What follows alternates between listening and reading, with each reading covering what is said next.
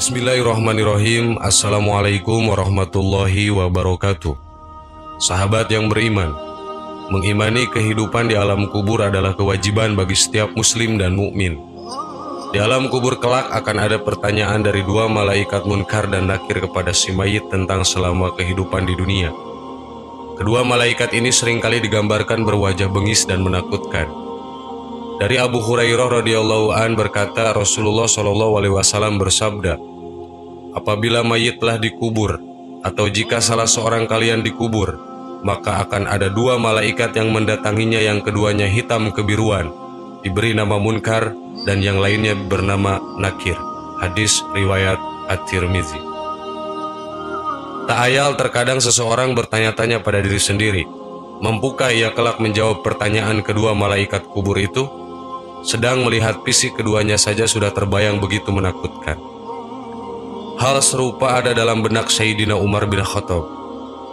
Imam Jalaluddin As-Suyuti dalam kitabnya Al-Hawi lil Fatawi menuliskan sebuah riwayat dari Al-Jazuli dalam kitab Syahrul Risalah. Suatu ketika Rasulullah SAW berbicara kepada para sahabat perihal Munkar dan Nakir. Digambarkannya malaikat Munkar dan Nakir akan mendatangi seorang mayat di kubur dalam bentuk yang begitu menyeramkan, berkulit hitam, bengis, keras, dan sifat-sifat buruk dan menakutkan lainnya. Mendengar penuturan Rasulullah SAW itu, Sayyidina Umar bertanya, Rasul, apakah saat dikubur nanti aku sama seperti sekarang ini? Ya, jawab Rasul. Kalau begitu, demi Allah, aku akan lawan kedua malaikat itu, ujar Sayyidina Umar menimpal. Setelah Sayyidina Umar bin Khattab meninggal dunia, putra beliau yang bernama Abdullah bermimpi bertemu dengannya. Dalam mimpi itu Abdullah menanyakan ihwal bapaknya di alam kubur. Umar menjelaskan kondisinya di alam itu, aku didatangi dua malaikat. Keduanya bertanya kepadaku, siapa Tuhanmu, siapa nabimu? Aku jawab, Tuhanku Allah dan Nabiku Muhammad. Lalu kepadanya aku tanyakan, kalian berdua siapa Tuhanmu? Mendapat pertanyaan seperti itu, kedua malaikat itu saling berpandangan. Salah satunya berkata, ini Umar bin Khattab. Lalu keduanya pergi meninggalkanku. Demikianlah Sayyidina Umar bin Khattab. Ia tak hanya berani di dunia saja, tapi di alam kubur pun keberaniannya tetap kuat. Seperti yang sudah kita ketahui bersama bahwasannya Umar bin Khattab memiliki banyak keutamaan. Bahkan Rasulullah pun memujinya lantaran ketegasan yang dimiliki Umar. Setan pun takut kepada beliau, bahkan tak berani melewati jalan yang dilewati oleh Umar. Hal ini sesuai dengan hadis dari Imam Bukhari dan Muslim yang diriwayatkan dari Sa'ad bin Abi Waqqas. Dia berkata, Rasulullah SAW bersabda, wahai Ibnul Khattab, demi zat yang jiwaku ada di tangannya, sekali-kali setan tidak akan melalui suatu jalan yang akan engkau lewati. Selain tegas, Umar bin Khattab juga memiliki kecerdasan yang di atas rata-rata. Maka tak heran jika beliau mendapatkan ilham dari Allah Subhanahu wa Ta'ala. Hal ini sesuai dengan sabda Rasulullah SAW. Sesungguhnya orang-orang sebelum kalian dari Bani Israel ada yang diberi ilham walaupun mereka bukan nabi. Jika salah seorang dari umatku mendapatkannya, maka Umarlah orangnya. Hadis riwayat Bukhari. Kisah tentang orang-orang yang menjawab pertanyaan Munkar dan Nakir sebagaimana jawaban Umar tersebut tidak sedikit. Banyak ulama dalam berbagai kitabnya yang meriwayatkan kisah-kisah semisal Umar.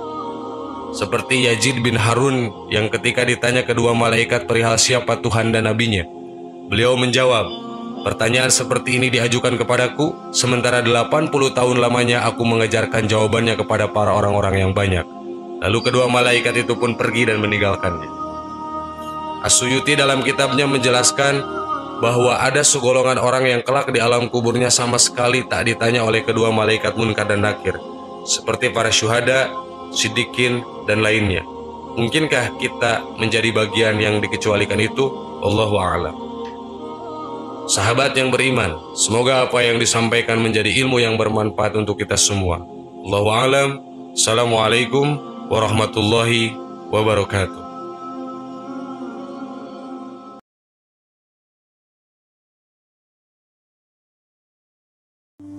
Bismillahirrahmanirrahim. Assalamualaikum warahmatullahi wabarakatuh. Sahabat yang beriman, Kematian adalah sebuah kepastian yang akan dijalani oleh setiap makhluk yang bernyawa. Setelah ajal menjemput, manusia akan menjalani kehidupan di alam barzah hingga hari kiamat nanti. Menurut Al-Quran dan Al-Hadis, di dalam kubur mayat akan ditanyai oleh dua malaikat Allah Subhanahu wa Ta'ala, yakni malaikat Munkar dan Nakir. Pertanyaan kubur atau fitnah kubur ini digambarkan begitu menyeramkan dengan siksaan yang begitu menyakitkan. Namun ternyata ada golongan manusia yang bisa terbebas dari pertanyaan kubur ini. Siapa saja mereka? Berikut ringkasannya. 1. Golongan manusia yang mati syahid. Golongan pertama yang terbebas dari pertanyaan kubur adalah manusia yang mati dengan jalan syahid. Dari sebuah riwayat dari Rashid bin Sya'ad disebutkan bahwa ada seseorang yang bertanya pada Nabi Muhammad SAW, "Wahai Rasulullah SAW, mengapa orang-orang beriman akan diuji dalam kubur kecuali para syuhada?" Beliau menjawab, "Kilatan pedang yang berkelabat di atas kepala mereka sudah cukup menjadi ujian bagi mereka." 2. Golongan yang berjaga di tapal batas wilayah muslim untuk mencegah serangan musuh karena Allah Subhanahu wa Ta'ala. Golongan selanjutnya yang terbebas dari fitnah kubur adalah mereka yang menjaga perbatasan kaum muslim dari para musuh laknatullah. Mereka yang bekerja lalu kemudian meninggal ini akan terbebas dari pertanyaan.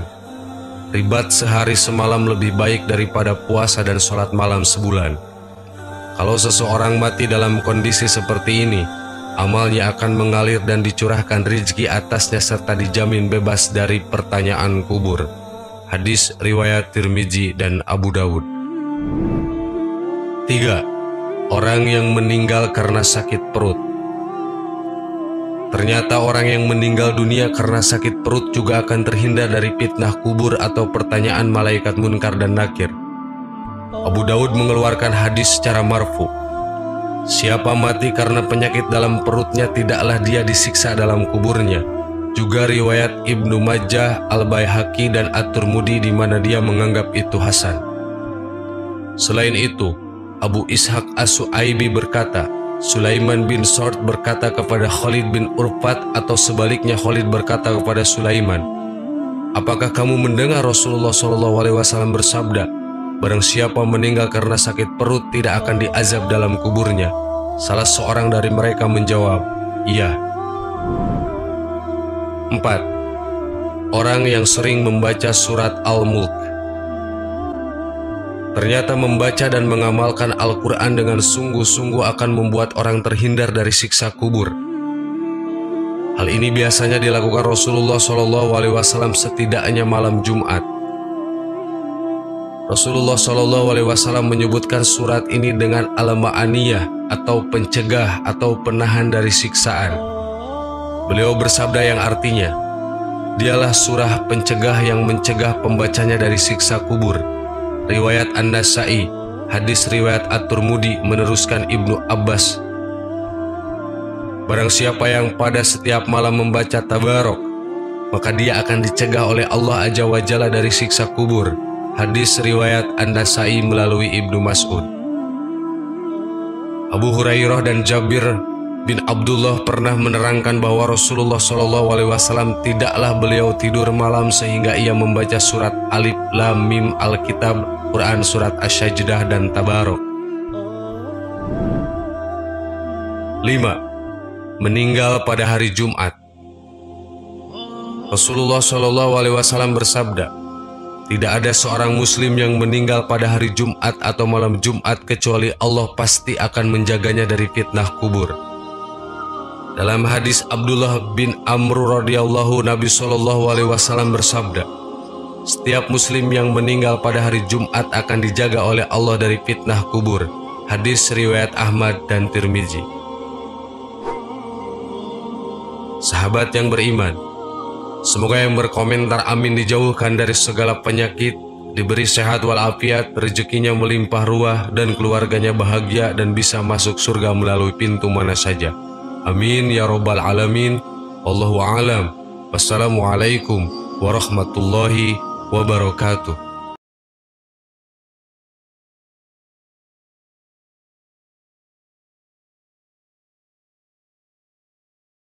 Subhanallah walhamdulillah wala ilaha illallah wallahu akbar. Subhanallah